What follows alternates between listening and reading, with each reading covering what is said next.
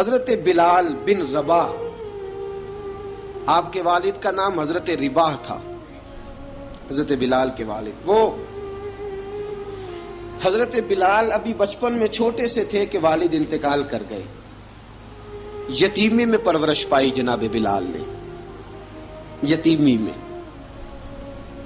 اور پھر دو بہنیں، ایک والدہ، ایک بھائی۔ حضرت بلال حبشی کا یہ خاندان مکے میں بکتا بکاتا کسی طرح عبداللہ بن جدعان کے پاس پہنچ گیا۔ بڑا پکا کافر تھا، بڑا پکا۔ ذرا اسلام کی روشنی چمکی نہ تھوڑی سی، حضرت ابوبکر صدیق رضی اللہ تعالیٰ عنہ اس رستے سے گزرتے تھے، اس رستے میں حضرت بلال کام کاج کیا کرتے تھے، بڑے محنت، بڑے جفاکش، بڑے ہمت والے۔ حضرت صدیق اکبر نے ایک دن روک کے کہا، بلال کب تک تو اتنے خداؤں کو پوجتا رہے گا؟ کب تک تو اتنے خداؤں کو پوجے گا، جگہ جگہ ماتھا ٹیکے گا؟ یہ تجھے کبھی غلامی سے آزاد نہیں کریں گے۔ میں تجھے ایک دروازہ بتلاتا ہوں، اگر تو اس دروازے پہ آئے گا تو وہ تجھے مکے کی گلی سے اٹھا کے کعبے کی چھت پہ کھڑا کر دیں گے۔ گلی ہے میرے پاس، دامن مصطفیٰ سے جو بھی لپٹا وہ یگانہ ہو گیا، جس کے حضور ہو گئے اس کا زمانہ ہو گیا۔ حضرت بلال حبشی رضی اللہ تعالیٰ عنہ کو بات بتلائی، سلیم الفطرت آدمی تھے، سنجیدہ آدمی تھے، اچھا مزاج رکھتے تھے، فہم و فراست رکھتے تھے۔ جناب بلال نے کلمہ پڑھ لیا، کلمہ پڑھ کے نا تو سب لوگوں نے کہا، بہت سارے لوگوں نے اپنا اسلام چھپا کے رکھا ہوا تھا۔ دو واقعات ایسے ہوئے کہ حضرت بلال کا اسلام ظاہر ہو گیا۔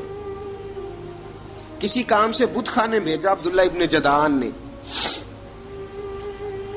بت خانے گئے تو لگے ہوئے تھے بت، کتار اندر کتار، بتوں کی کتاریں بنی ہوئی تھی۔ حضرت بلال نے مٹی اٹھائی اور بتوں کے منہ پہ مار کے کہنے لگے، جو اپنا چہرہ صاف نہیں کر سکتے وہ کسی کو نفع نقصان کیا پہنچائیں گے۔ جو لوگ دیکھ رہے تھے انہوں نے آ کے عبداللہ ابن جدعان کو بتایا، کہا تیرا غلام ہے اور تو بہت بڑا سردار بنتا ہے، تیری عزت خاک میں مل جائے گی کسی کو پتہ چل گیا کہ عبداللہ کا غلام مسلمان ہو گیا۔ عبداللہ بن جدعان نے راتوں رات امیہ بن خلف سے بات کی اور امیہ سے کہا، یار یہ غلام لے لو، مفتی لے لو۔ بتایا نہیں امیہ کو، بتایا نہیں کہ مسلمان ہو گیا ہے۔ امیہ نے لے لیا۔ امیہ بڑا سخت آدمی تھا، بڑی طبیعت میں سختی پائی جاتی تھی، اللہ اکبر، لیکن یہ محبت اور عشق یہ چھپائے چھپتے نہیں، اور مسلمان اپنے اسلام کا اظہار کیے بغیر رہ سکتا۔ ایک واقعہ اور رونما ہو گیا، حضرت بلال پھر ظاہر ہو گئے۔ ہوا کیا؟ حضرت عمار بن یاسر رضی اللہ تعالیٰ عنہ، مکے کے سارے کافر کٹھے ہو کے ایک غریب آدمی کو مار رہے ہیں، غریب آدمی کو۔ جب اندر انسان کے چور ہوتا ہے تو بڑا سے بڑا آدمی بھی بزدل ہو جاتا ہے۔ جب اندر چور بیٹھ جائے نا تو بڑے سے بڑا آدمی بزدل ہو جاتا ہے، اور جب اندر صفائی ہو تو غریب سے غریب آدمی بھی بہادر ہو جاتا ہے۔ حق پہ ہونا چاہیے، سچا ہونا چاہیے، پھر بہادر ہو۔ حضرت عمار بن یاسر رضی اللہ، ایک غریب آدمی، مکے کے سارے سردار مکے کے چوک میں کٹھے ہیں اور ایک دیوار کے ساتھ کھڑا کیا ہوا ہے حضرت عمار بن یاسر کو، اور کوڑے مار رہے ہیں، زور زور سے کوڑے حضرت عمار بن یاسر رضی اللہ تعالیٰ عنہ کے بدن پہ لگتے ہیں، وجود لہو لہان ہے۔ حضرت عمار بن یاسر کو پتا تھا کہ بلال بھی مسلمان ہو گئے، لیکن ان کا خیال تھا کہ یہ کسی کو بتلائیں نہ تو ہی بہتر ہے۔ امیہ بن خلف آیا، سخت دھوپ تھی، جب کوڑے مار مار کے تھک گیا نا، ابو جال نے بھی مارا، ابو لہب نے بھی مارا، ابو سفیان نے بھی مارا، ابو البختری نے بھی مارا، اخنس بن شریک نے بھی مارا۔ امیہ بن خلف کی باری آئی تو تھک گیا نا مار مار کے، اسے پتا تھا کہ بلال بڑا سخت آدمی ہے، جو کام بھی کہو بلال کر دیتا ہے۔ امیہ نے کہا بلال سے، کہا بلال ادھر آ۔ حضرت بلال گئے، کہا یہ کوڑا پکڑ اور اس کو مار۔ جناب بلال نے کوڑے کی طرف دیکھا، پھر حضرت عمار کی طرف دیکھا۔ جناب عمار نہ دیوار سے ذرا آگے ہوئے تھوڑے سے، کانپتی ٹانگوں کے ساتھ تھوڑے آگے ہوئے اور حضرت بلال کے کان میں کہنے لگے یار 2-4 کوڑے مار لے، میرا کیا ہے، مجھے تو مار پاڑی رہی ہے نا، چل تو نہ اب اظہار نہ کر بیٹھنا، 2-4 کوڑے مار لے۔ حضرت سیدنا بلال حبشی نے نظر اٹھائی، جب پتا ہونا کہ سامنے آگ ہے اس میں کودنا بڑا مشکل کام ہے، جب پتا ہونا سامنے دریا ہے اس میں چھلانگ لگانا بڑا مشکل ہے، موت نظر آ رہی ہو تو اس طرف قدم اٹھتے نہیں۔ حضرت بلال کو پتا تھا یہ سارے کٹھے ہیں اور مجھے بھی ماریں گے، کوڑا دیا ہے اور اسلام اجازت دیتا ہے رخصت کی۔ آپ کی گن پٹی پہ کسی شخص نے پسٹل رکھ دیا اور اس نے کہا کہو کہ میں کافر ہوں تو اجازت ہے، کہہ دو، جان بچاؤ، اسلام اجازت دیتا ہے۔ لیکن سیدنا بلال، حضرت بلال رضی اللہ تعالیٰ عنہ، حضرت بلال حبشی رضی اللہ تعالیٰ عنہ نے حضرت عمار بن یاسر نے کہا یار تو 2-4 کوڑے مار لے لیکن اپنا آپ بچا۔ حضرت بلال کہنے لگے ٹھیک ہے، حضرت بلال کہتے ہیں ٹھیک ہے میں 2-4 کوڑے مار لیتا ہوں لیکن اپنا آپ بچا لیتا ہوں۔ اب جلدی سے امیہ بن خلف چلایا، کہنے لگا تجھے کہا کوڑا مار، پکڑ کوڑا۔ حضرت بلال نے کوڑا ہاتھ میں لیا، ایک دفعہ امیہ کی طرف دیکھا، پھر ابو جہل کی طرف دیکھا، پھر ابو لہب کی طرف دیکھا، سارے کافروں پہ نظر دوڑائی اور پھر عمار بن یاسر کی طرف دیکھا، کہا عمار تو مار کھا سکتا ہے تو میں نہیں کھا سکتا، عمار تیرے وجود پہ زخم لگ سکتے ہیں تو میرے پہ نہیں لگ سکتے، عمار جس خدا کا تو کلمہ پڑھتا ہے اسی کا میں پڑھتا ہوں، اور جس زلفوں کا تو قیدی ہے میں بھی اسی محمد عربی کی زلفوں کا قیدی ہوں۔ اب دیکھ ذرا مل کے مار کھانے میں کیا مزہ ہے، ذرا دیکھتے ہیں ذرا کٹھے ہو کے ظلم سہنے میں کیا لطف آتا ہے۔ حضرت سیدنا بلال حبشی نے زور زور سے کوڑا گھمایا، اعلان بغاوت ہونے لگا ہے، بلال آنے لگے ہیں میدان عمل میں۔ جناب بلال نے زور زور سے کوڑا گھمایا اور گھما کے دور پھینکا اور امیہ کی طرف دیکھ کے کہنے لگے یہ عمار اکیلا نہیں، اسے تنہا نہ سمجھنا، یہ اکیلا مار نہیں کھائے گا۔ اشہد ان لا الہ الا اللہ واشہد ان محمدا عبدہ ورسولہ، فرمایا تیاری کر کے نکلو، اب عمار اکیلا مار نہیں کھایا کرے گا، جب عمار مار کھائے گا تو اس کے ساتھ حصہ داری کرنے بلال بھی آیا کرے گا۔ حضرت بلال میدان عمل میں، اب کافروں پہ سناٹا چھا گیا۔ بلال تیری جرت، تیری یہ ہمت، تو انکار کرے، تیرا یہ چارہ، تیرے منہ سے یہ لفظ نکلے، ان الذین قالوا ربنا اللہ ثم استقاموا تتنزل علیہم الملائکہ الا تخافوا ولا تحزنوا وابشروا بالجنۃ التی کنتم توعدون۔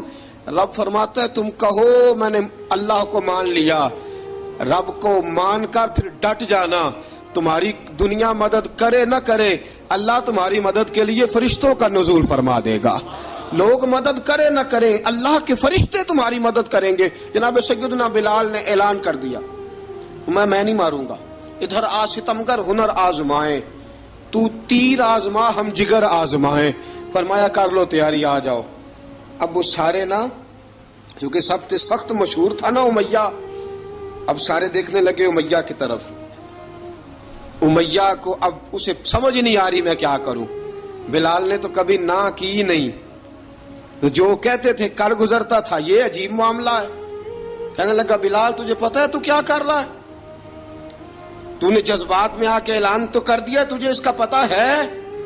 جناب بلال حبشی رضی اللہ تعالیٰ عنہ فرمانے لگے مجھے پتا ہے تو مجھے مارے گا، مجھے پتا ہے مجھے سزائیں دے گا، مجھے سارا پتا ہے، لیکن عقل کو تنقید سے فرصت نہیں، عشق پر ایمان کی بنیاد رکھ۔ فرمایا میں نے عقل کے گھوڑے دوڑانے چھوڑ دیے ہیں، بس کلمہ جو پڑھ لیا ہے، جب اعلان جو کر لیا ہے، جب محبت جو کی تو اب اس میں کسی قسم کی مصلحت کی اجازت نہیں۔ اقبال کہتا ہے کہ پختہ ہوتی ہے اگر مصلحت اندیش ہو عقل، عشق ہو مصلحت اندیش تو ہے خام ابھی، اور بے خطر کود پڑا آتش نمرود میں عشق، عقل تھی محو تماشائے لبے بام ابھی۔ فرمایا عقل پختہ ہوتی ہے اگر سوچا جائے، عشق کے معاملے میں سوچا جائے تو عشق کمزور ہوتا ہے، وہاں سوچنے سمجھنے کی اجازت ہوتی نہیں۔ سوچنا سمجھنا تھا کلمہ پڑھنے سے پہلے، اب تو پڑھ لیا، اب سوچنے کا نہیں، اب عمل کرنے کا وقت ہے۔ اب جناب بلال پر سختی شروع ہوئی، مارنا شروع ہوئے. کس انداز میں مارا؟ لوہے کی سلاخیں پہنا کر عرب کی تپتی ہوئی ریت پہ لٹا دیا. جب لوہا گرم ہوتا، سلاخیں گرم ہوتی، وہ وجود کو لگتی، پہلے خاموش رہتے. علامہ ندوی نے لکھا پہلے چپ رہتے، پہلے احد احد نہیں کہتے تھے، پہلے احد احد نہیں کہتے. جب تکلیف بڑھ جاتی نا تو پھر زبان سے نکلتا احد احد احد. وہ وحدہ لا شریک ہے، وہ وحدہ لا شریک ہے. جب تکلیف بڑھتی پھر امیہ کیا کرتا؟ پھر امیہ حضرت بلال رضی اللہ تعالیٰ عنہ کے گلے میں رسی ڈالتا اور مکے کے اوباش لڑکوں کے ہاتھ میں دیتا. مکے کی گلیوں میں کبھی کسی پاگل کو آپ گزرتے دیکھو نا، لڑکے اسے چھیڑ رہے ہوں، آپ کو پتا ہے وہ پاگل ہے، اس نے زیادتی بھی کی ہے. لڑکے چھیڑتے ہوں تو بزرگ اور سیانے لوگ منع کرتے، کہتے ہیں بدتمیزوں نہ کرو، وہ تو بیچارہ دیوانہ ہے، وہ تو پاگل ہے. مکے کی گلیوں میں حضرت بلال جب گلے میں رسی ڈال کے، ذرا دوستوں خیال تو کرو، بٹن کھلا ہو تو ہم بازار میں جانا پسند نہیں کرتے، کپڑے تھوڑے میلے ہوں تو گلی میں نکلتے نہیں. بلال تو مہذب آدمی ہے، سنجیدہ آدمی ہے، یہ کیا ہو رہا؟ حضرت بلال کے گلے میں رسی ڈال کے نا جب مکے کی گلیوں میں وہ نوجوان دوڑایا کرتے تھے، حضرت بلال رضی اللہ تعالیٰ عنہ کے قریب سے گزرتے تو گزرنے والے بھی عجیب بات کرتے. کوئی کہتا ذرا اور کلمہ پڑھ، کوئی کہتا بلا اب اپنے خدا کو تجھے بچائے، کوئی کہتا بلال تجھے کیا ضرورت پڑی تھی یہ سارا کچھ کرنے کی. ایک آدمی آیا کہنے لگا بلال اگر تیرا رب سچا ہے، تیرے رسول سچے ہیں، پھر تجھے بچاتے کیوں نہیں؟ پھر تجھے بچاتے کیوں نہیں؟ جب تو اتنا مخلص مومن ہے اور اتنا تیرے اندر خلوص پایا جاتا ہے تو وہ آتے کیوں نہیں تیرے دفاع کے لیے؟ وہ تیرے لیے ڈھال کیوں نہیں بنتے؟ حضرت بلال حبشی کا جواب بڑا زبردست تھا. جناب بلال کہنے لگے میں مخلص تو ہوں، میرا رب قادر بھی ہے، لیکن فرمایا جب تم جاتے ہو نا بازار میں برتن خریدنے، مٹی کا برتن لینا ہو تو ذرا ٹھوک بجا کے چیک کرتے ہو کچا ہے کہ پکا ہے. فرمایا رب رسول بھی ذرا ٹھوک بجا رہے ہیں کچا ہے کہ پکا ہے. فرمایا میں دعا کرو میں امتحان میں پورا اتروں، دعا کرو میں امتحان میں پورا اتروں. وہ ذرا مجھے ٹھوک بجا کے چیک کر رہے ہیں، ٹھوک بجا کے. حضرت بلال حبشی مارا ستایا تینوں لب دیاں آپ گواچے، سانو اپنی خبر نہ کوئی، ساتھوں پارے ککھ گلیاں دے، سانو آخ دے لوگ شدائی، ننگ نموس دا ساڑ کے چولا، گل پہنے تاج گدائی، آزم اپنا آپ گوایا تاں یار نے چاتی پائی. حضرت بلال حبشی اتنی مار، اتنی تکلیفیں. اچھا حضرت صدیق اکبر گزرے. اچھا ایک بات اور لکھی ہے سیرت نگاروں نے، وہ کہتے ہیں کہ ایک تو تھا نا جب تکلیف ہوتی تھی تو احد احد کہتے تھے، ایک جب کوئی کافر نظر آتا تھا نا اس طرح بندہ چڑھاتا نہیں کسی کو، جب کوئی بے ایمان کافر نظر آتا حضرت بلال کو تو آپ فرماتے احد احد احد، اللہ ایک ہے، اللہ ایک ہے، اللہ ایک ہے، اللہ ایک ہے. جب کوئی نظر آتا اب وہ مارتا، پھر آہستہ آہستہ وظیفہ پاک گیا، پھر سارا دن احد احد چلتا رہتا، سارا دن احد احد چلتا رہتا. حضرت صدیق اکبر گزرے قریب سے، بڑی تکلیف ہوئی. جناب ابو بکر صدیق رضی اللہ تعالیٰ عنہ نے کہا بلال اونچی ذکر نہ کیا کر، آہستہ کر لیا کر، اونچی آواز میں مارتے جو ہیں تجھے تو اس طرح کر، ذرا ذکر دو ہے نا، ایک ذکر جلی ہے ایک ذکر خفی ہے، تو دل میں ذکر کر لیا کر، اونچا نہ کیا کر، مار سے تو بچ جا. تو بلال نے کہا ٹھیک ہے، آپ نے جو نسخہ دیا اس پہ عمل کروں گا.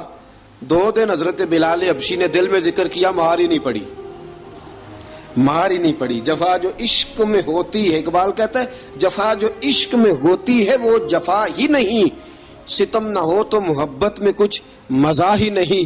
حضرت بلال کو مارنا نہ پڑی، 2 دن مار نہ کھائی تو تیسرے دن امیہ داخل ہوا تو کہنے لگے احد احد احد. اس نے پھر پکڑ لیا درہ، پھر اٹھایا کوڑا، پھر لگا مارنے. جناب حضرت بلال حبشی رضی اللہ تعالیٰ عنہ کو مار پڑ رہی ہے. جناب صدیق اکبر گزرے، کہا بلال تجھے منع کیا تھا، تو پھر شروع ہو گیا ہے. کہا حضور آہستہ ذکر کرنے میں مزہ ہی نہیں آتا، یہ مجھے مارتے نہیں، کسی کو کیا پتا چلے گا کہ بلال پہ سختیاں ہو رہی ہیں. حضرت بلال حبشی. اب سیدنا صدیق اکبر فرماتے ہیں کہ رسول پاک گزرے، بلال کو مار پڑ رہی تھی. میرے حبیب پاک کی آنکھوں میں آنسو آ گئے. بے خبر ہو جو غلاموں سے وہ آقا کیا ہے. حضور کی آنکھوں میں آنسو, اور حضور نے دعا فرمائی کہ یا اللہ میرے بلال کو نجات دے دے, یا اللہ میرے بلال کو نجات دے دے. رسول پاک یہ کہہ کے گزر گئے. ایک کونے میں, حرم شریف کے کونے میں بیٹھ کے رسول پاک رو رہے ہیں. جناب صدیق اکبر نے کہا حضور کیا ہوا؟ فرمایا ابو بکر سوچ رہا ہوں خدا اگر مجھے پیسے دے تو میں بلال کو خرید لوں, اگر رب پیسے دے تو خرید لوں, سوچ رہا ہوں. جناب ابو بکر صدیق گھر گئے. گھر جا کے حضرت عباس کو بھیجا, کہا امیہ میرا مخالف ہے, مجھ سے وہ بات نہیں کرے گا, آپ جائیے, آپ جا کے کہیے بلال کو بیچ ڈالے. حضرت عباس نے جا کے کہا بلال کو بیچ دو. کہنے لگا میری قیمت بہت زیادہ ہے, 50 دینار کا میں نے خریدا ہے اور میں منافع لے کے بیچوں گا. حضرت عباس نے آ کے جناب صدیق اکبر کو بتایا تو ابو بکر صدیق فرمانے لگے چل مجھے ساتھ ہی لے جا, دیکھ لیتے. پہنچے, جب ابو بکر صدیق کو آتے دیکھا نا تو چڑ گیا. کہنے لگا ابو بکر اگر تو بلال کو خریدنا چاہے تو وہ جو تیرے پاس رومی غلام ہے وہ مجھے دینا پڑے گا, 2 لونڈیاں اس کے ساتھ دینی پڑیں گی, اور یہ 50 دینار کا ہے, میں تجھ سے 2000 دینار لوں گا. 50 دینار کا ہے, 2000 دینار لوں گا. حضرت صدیق اکبر رضی اللہ تعالیٰ عنہ نے فرمایا مجھے منظور ہے, مجھے منظور ہے, منظور ہے مجھے. تو ابو بکر صدیق نے وہ تینوں غیر مسلم غلام لیے, 2000 دینار لیے. حضرت عباس نے بھی کلمہ نہیں پڑھا تھا. کہنے لگے ابو بکر تو کامیاب تاجر ہے, کیا کرنے لگے ہو؟ تو حضرت ابو بکر صدیق کہنے لگے آپ نے بھی کلمہ نہیں پڑھا, آپ کو اس سودے کا پتہ نہیں, آپ ابھی اس لذت آشنائی سے واقف نہیں, آپ نے بھی یہ ذائقہ چکھا نہیں, آپ ابھی اس راہ سے گزرے نہیں, آپ کو پتہ نہیں یہ بھی ایک ذائقہ ہے, یہ بھی ایک سودا ہے, یہ بھی ایک لذت ہے, یہ بھی ایک گہرائی ہے, یہ بھی ایک مزہ ہے, اس کا بھی آپ کو علم نہیں, آپ نے کلمہ نہیں نہ پڑھا. محبت کو سمجھنا ہے تو نہ سے خود محبت کر, کنارے سے کبھی اندازہ طوفان نہیں ہوتا. فرمایا ابھی تو راہ گزر میں ہے, کہتے مقام سے گزر, ابھی ذرا آگے چلیں گے نا, جب آپ کلمہ پڑھیں گے تو آپ کو پتہ چلے گا. حضرت سیدنا بلال حبشی کو لینے کے لیے صدیق اکبر پہنچے. 2000 دینار, 3 غلام پڑھے لکھے سیانے سمجھدار جب دیے نا تو امیہ کھل کھلا کے ہنسا. کہنے لگا ابو بکر بڑے گھاٹے کا سودا کیا تو نے, ابو بکر تو نے بڑے گھاٹے کا سودا کیا ہے. یہ پڑھا لکھا مجھے دے کے جا رہا ہے اور یہ ان پڑھ تو لے کے جا رہا ہے, یہ خوبصورت رومی غلام دے کے جا رہا ہے اور یہ حبشی کالے رنگ کا تو لے کے جا رہا ہے, اور 50 دینار کا غلام 2000 دینار میں تو لے کے جا رہا ہے. اتنے گھاٹے کا سودا, اتنی بڑی نادانی. حضرت جناب سیدنا صدیق اکبر رضی اللہ تعالیٰ کہنے لگے امیہ تو کافر ہے, لیکن تو نے ابھی بھی پیسے تھوڑے مانگے ہیں, تو نے بلال کا رنگ دیکھا ہے, میں نے مصطفیٰ کے عشق کا رنگ دیکھا ہے. فرمایا تو ابھی اس کے رنگ میں الجھا ہوا ہے, اور میں جو اس کے باطن کا حسن ہے وہاں تک پہنچ گیا ہوں. حضرت سیدنا بلال حبشی رضی اللہ تعالیٰ عنہ ساتھ کھڑے. ابو بکر صدیق رضی اللہ تعالیٰ عنہ نے ارشاد فرمایا اگر میں یمن کا حکمران ہوتا, یمن کا بادشاہ ہوتا, اور تو مجھے کہتا کہ بلال میں تب دوں گا جب تو مجھے یمن کی حکمرانی دے گا, فرمایا میں تجھے یمن کی حکمرانی بھی دے دیتا لیکن بلال کو ضرور خرید کے لے جاتا. حضرت بلال حبشی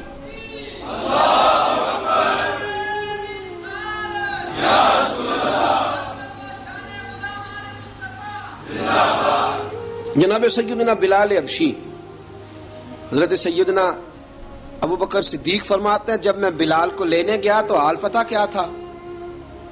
ادھر دیکھیے گا. فرماتے ہیں کہ ٹانگیں اوپر کر کے نا, جس طرح آدمی رکوع میں بیٹھتا ہے اس طرح کر کے نا ٹانگیں, اور سر پھر زمین کو لگا کے جس طرح سجدے میں آپ جاتے ہیں, لیکن بالکل ٹانگوں کے ساتھ سر رکھ کے. فرماتے ہیں 4 بھاری چکیاں ریت پہ حضرت بلال تھے, ان کے اوپر چکیاں رکھی ہوئی تھی, اور فرماتے ہیں حضرت بلال تھوڑی تھوڑی حرکت کرتے تھے تو وہ چکیاں جسم کے ساتھ لگتی تھی نا, پارٹ ان کے. فرماتے ہیں زخم بن گئے تھے, خون نکلتا تھا. فرماتے ہیں میں نے وہاں سے جا کے حضرت بلال کو نکالا, پیسے دیے, لے کے آیا تو جناب بلال کہنے لگے جلدی جلدی چلو حضور کے پاس, ذرا جلدی جلدی چلو, در مصطفیٰ پہ جلدی کرو. تو جناب سیدنا بلال حبشی رضی اللہ تعالیٰ عنہ کے جواب میں حضرت ابوبکر صدیق کہنے لگے بلال جلدی نہ کر، جب میں آیا تھا تو حضور تیرے لیے آنسو بہا رہے تھے، اگر تجھے اس حالت میں زخمی دیکھیں گے تو میرے مصطفیٰ کو اور زیادہ رونا پڑے گا، تو میرے ساتھ گھر چل، میں تجھے کپڑے پہناتا ہوں، میں تیرے زخموں پہ پٹی کرتا ہوں۔ حضرت ابوبکر صدیق مزاج شناسائے نبوت تھے نا، فرمایا چل میرے ساتھ، میں ذرا تیری مرہم پٹی کر لوں، میں ذرا تیرا منہ دھو ڈالوں، میں ذرا تجھے کنگھی کر لوں، تو میرے ساتھ چل۔ جناب بلال فرماتے ہیں جب سے پیدا ہوا تب سے غلام تھا، کبھی کسی نے میرے کپڑوں کی فکر نہیں کی تھی، مجھے تو امیہ 4 دن روٹی نہیں دیتا تھا۔ فرماتے ہیں جب میں گیا ابوبکر کے ساتھ، ابوبکر صدیق نے ایک چٹائی بچھائی، صدیق اکبر چٹائی کے اوپر میرے ساتھ بیٹھ گئے۔ فرماتے ہیں ابوبکر نے تیل منگایا، وہ تیل میرے زخموں پہ، ابوبکر صدیق نے وہ تیل میرے سر پہ، میری داڑھی پہ، فرماتے ہیں پھر کنگھا کیا، پھر ابوبکر صدیق نے ایک جوڑا منگایا، وہ کپڑے مجھے پہنائے، ابوبکر صدیق نے پگڑی منگوائی، وہ پگڑی کھول کے میرے سر پہ بندھوائی۔ فرماتے ہیں ابوبکر نے مجھے تیار کیا، فرمایا تو آج جا رہا ہے در رسالت مآب پہ، در رسالت مآب پہ، آج تو پہنچ رہا ہے حضور کے دروازے پہ، بن کے جوگن مدینے نو جاواں گی میں، جو بیتی نبی نو سناواں گی میں۔ حضرت جناب سیدنا، اور وہ کسی شاعر نے تو بڑی شاندار بات کی، اس نے کہا بڑی امید ہے سرکار قدموں میں بلائیں گے، کرم کی جب نظر ہوگی مدینے ہم بھی جائیں گے، اگر جانا مدینے میں ہوا ہم غم کے ماروں کا، مکینے گنبد خضرا کو حال دل سنائیں گے۔ حضرت بلال حبشی رضی، ان کے دل میں بڑی امنگ تھی آج جاؤں گا در رسالت مآب پہ۔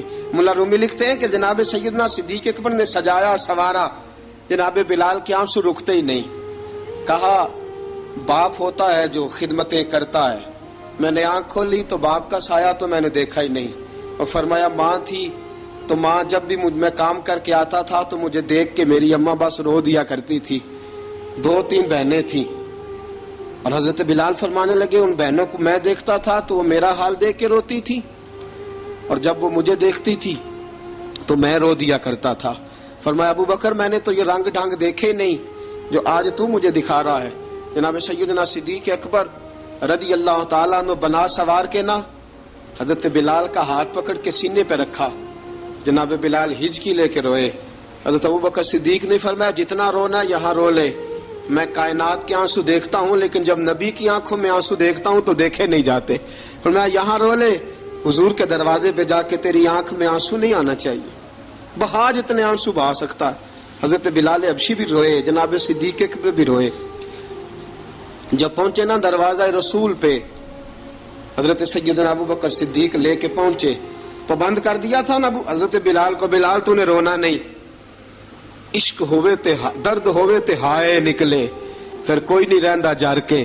حضرت سیدنا بلال حبشی کو لے کے پہنچے در مصطفیٰ پہ، رسول اکرم صلی اللہ تعالی علیہ وسلم نے ایک نظر حضرت بلال پہ ڈالی، جناب بلال نے یوں آنکھ ملائی تو سر جھکا لیا، وعدہ کیا تھا نا رونا نہیں، سر جھکا لیا۔ اب دوسری نظر نبی کریم صلی اللہ تعالی علیہ وسلم نے جب اٹھائی نا حضرت ابوبکر صدیق کی طرف، تو حضور نے فرمایا صدیق تیرا شکریہ، ابوبکر اللہ تجھے جزا دے۔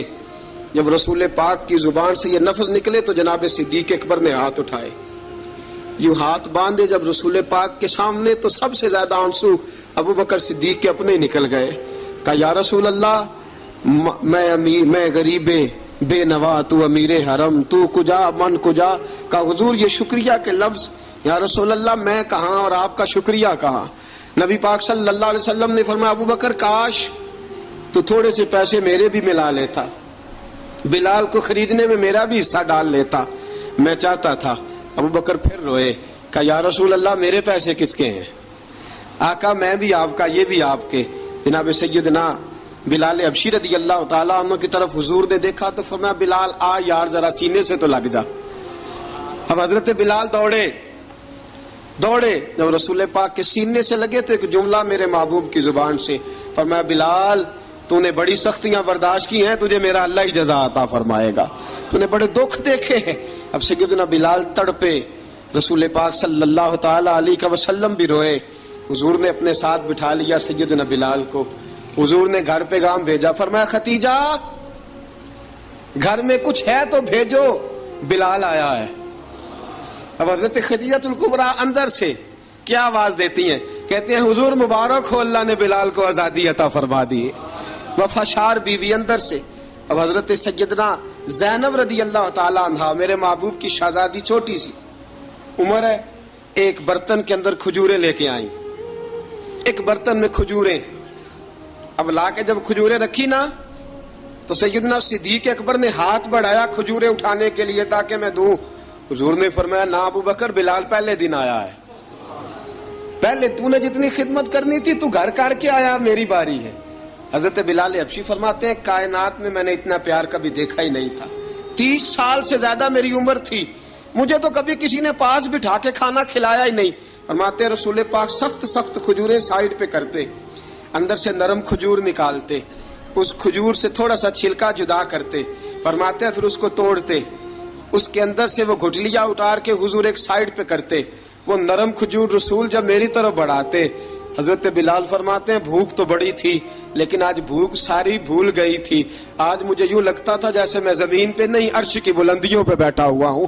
آج لگتا تھا کائنات کی ساری نعمتیں، ساری رحمتیں، سارا کرم، ساری عطا، سارا فضل، ساری عنایتیں میری جھولی میں گھر گئی ہیں۔ فرماتے ہیں رسول پاک صلی اللہ تعالی علیہ وآلہ وسلم نے مجھے بڑے محبت سے بٹھایا، حضور علیہ السلام نے محبت سے کھلایا، دودھ پلایا۔ فرماتے بڑا پیار کر کے نا تو جناب سیدنا صدیق اکبر نے کہا حضور بلال کی ڈیوٹی کیا ہوگی؟ حضور بلال کی ڈیوٹی کیا ہوگی؟ حضرت بلال کہنے لگے حضور میں فارغ رہنے کا تو عادی نہیں، میں تو جفا کا آدمی ہوں، محنت کرنے والا، ڈیوٹی کیا ہوگی؟ رسول پاک نے فرمایا بلال یہ میرا گھر ہے، آج کے بعد میرا نہیں یہ تیرا گھر ہے۔ فرمایا میں مصروف ہوتا ہوں تبلیغ کے کاموں میں، گھر کیا لانا ہے وہ تیری ذمہ داری ہے، کہاں سے لانا ہے وہ بھی تیری ذمہ داری ہے، پیسے کہاں سے آئیں گے میں تجھے بتلاؤں گا، کہاں لگانے ہیں تجھے ایک دفعہ بتاؤں گا، پھر تو لایا کرے گا، تو ہی لگایا کرے گا۔ فرمایا میرا پرسنل سیکٹری بن کے رہے گا، تو خاص مقام تجھے دیا جائے گا۔ حضرت سیدنا بلال حبشی رضی اللہ تعالی عنہ کو رسول اکرم صلی اللہ تعالی علیہ وسلم نے اس کام پر مقرر فرما دیا۔ اب دیکھیے حضرت بلال رضی اللہ تعالی عنہ جب در مصطفیٰ صلی اللہ تعالی علیہ وسلم پر پہنچ جاتے ہیں، اور پہنچنے کے بعد کیا مسئلہ ہے جی، کیوں نہیں چل رہا؟ درود پاک پڑھیے الصلاۃ والسلام علیک یا کی گل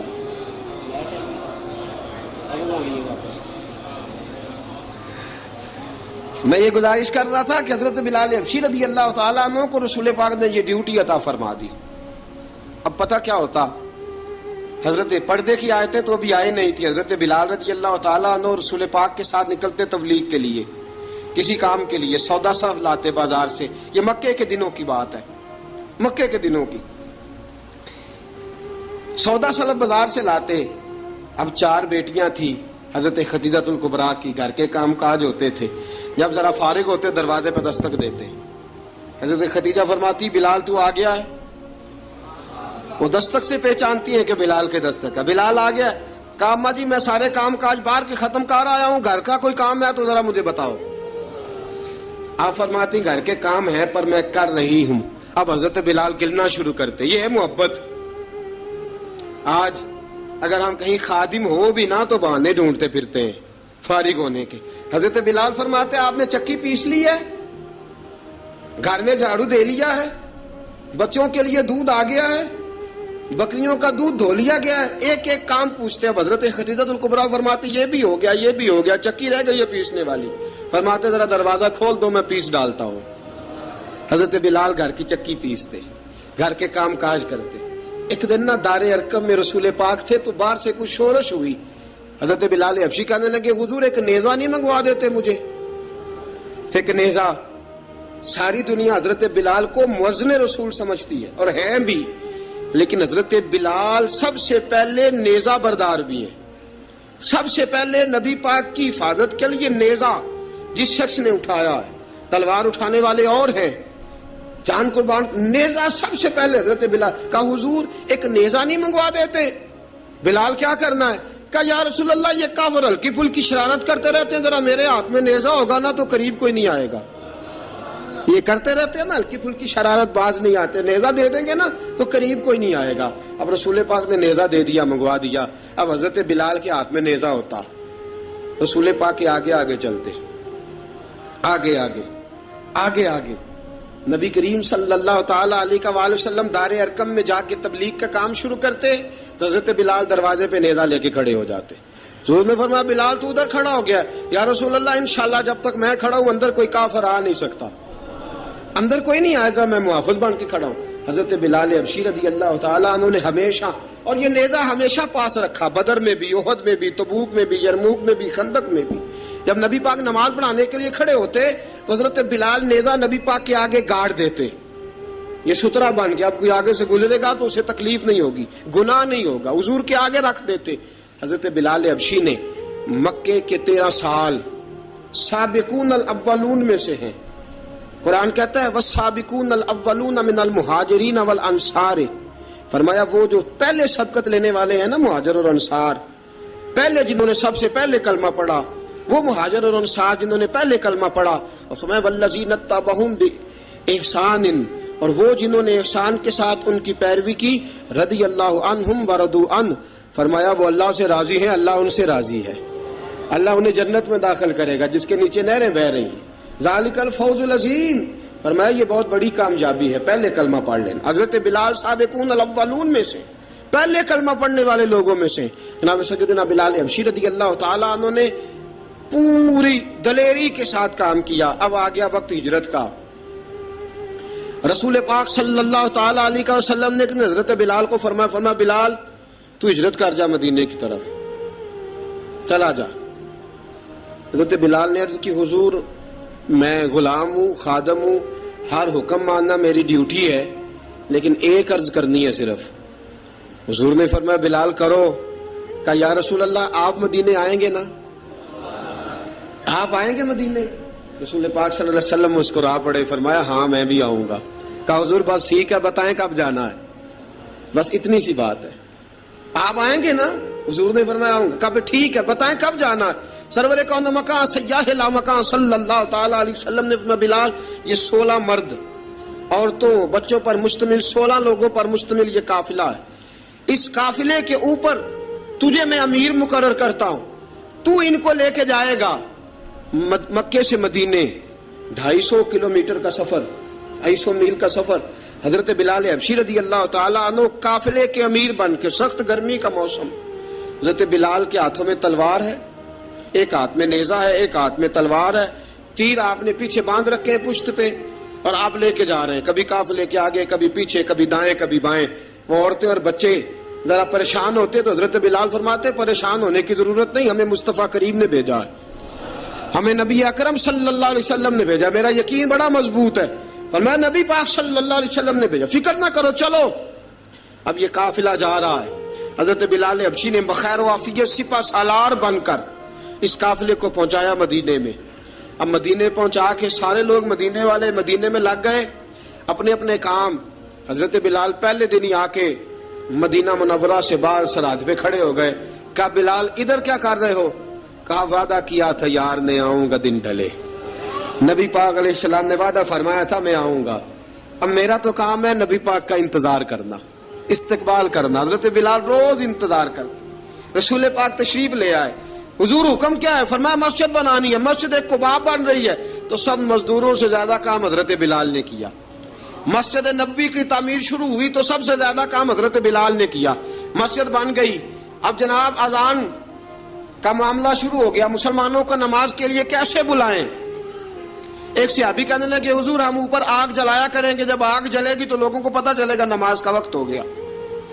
ایک نے کہا ہم بڑی دف منگواتے ہیں، دف بجائیں گے، نماز کا وقت ہو گیا. حضور نے فرمایا جاؤ صبح فیصلہ کریں گے. رات سے صحابہ سوئے. حضرت عبداللہ ابن زید رضی اللہ تعالیٰ عنہ اور حضرت عمر فاروق رضی اللہ خواب دیکھتے ہیں. خواب میں کوئی اذان پڑھ رہا ہے، اللہ اکبر اللہ اکبر اللہ اکبر اللہ اکبر.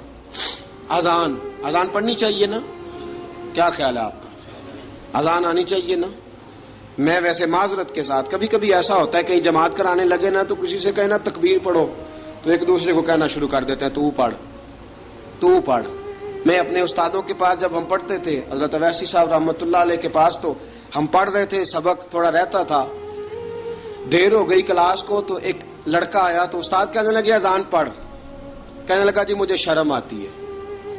تو استاد فرمانے لگے یار میں تو بڑا بے-شرم ہوں، 40 سال ہو گئے اذانیں پڑھ رہا ہوں، تمہیں شرم آتی؟ بڑا بے شرم ہوں، 40 سال سے اذان. کہنے لگا نہیں جی وہ والا معاملہ نہیں. فرمانے لگے یار گالی نکالتے وقت شرم آنی چاہیے، کسی کو برے لفظوں سے یاد کرتے وقت، کسی کا گلہ کرتے وقت، غیبت کرتے وقت، چغلی کرتے وقت، جھوٹ بولتے وقت، دغا اور فریب اور فراڈ کرتے وقت شرم آنی چاہیے. تجھے اذان دیتے وقت شرم آ رہی ہے. یہ ہمارا حال ہے. اذان آنی چاہیے، مشکل کام نہیں، سیکھنی چاہیے. میرے نبی کریم صلی اللہ علیہ وسلم نے فرمایا جس نے 40 دن تک اللہ کی رضا کے لیے 5 وقت کی اذان پڑھی، 40 دن صرف، فرمایا اللہ اس کے پچھلے سارے گناہ معاف فرما دے گا.